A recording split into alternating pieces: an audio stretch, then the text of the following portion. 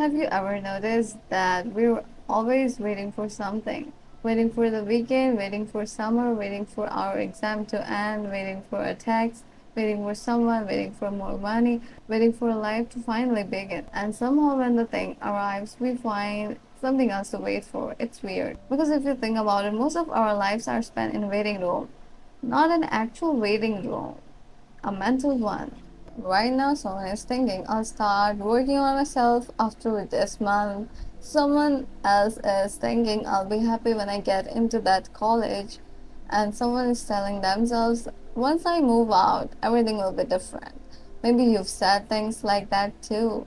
I know I have. We convince ourselves that life is somewhere in the future, that the real story hasn't started yet, that today is just the boring chapter we need to get through. And that's where the trap begins because the future always looks perfect from a distance. In your head, next month is organized, next year is exciting, the future version of you has everything figured out. But when that future finally arrives, it just becomes the present, and suddenly you're waiting again for the next thing, and the next thing, and the next thing. Think about it. Remember when you couldn't wait to finish school? Then you wanted freedom, then you wanted money, then you wanted more time, then more success, then something else. It's like chasing a horizon. No matter how far you walk, it keeps moving. And maybe that's why so many people feel stuck.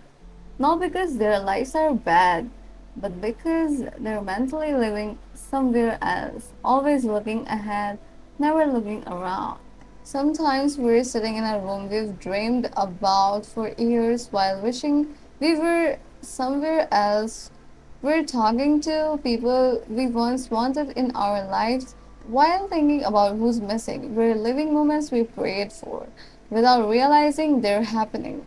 The scary part, one day you'll look back at this version of your life, the life you're living right now, and you'll realize this was the thing you were waiting for.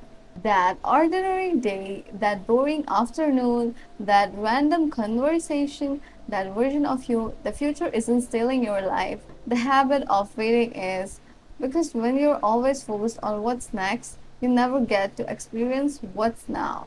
And no, this doesn't mean you shouldn't have goals. Goals are important. Dreams are important. Wanting more is normal, but maybe life isn't something that starts after you achieve everything.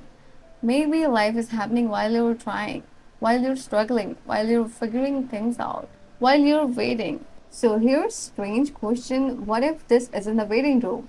What if this is actually the main event? What if the life you've been waiting for is the one you're currently living? And maybe the reason we're always waiting for something is because we're afraid that if we stop waiting, we'll have to admit that life is already here. And honestly, that's a little terrifying, but it's also kind of beautiful because it means you don't have to wait for life to start anymore.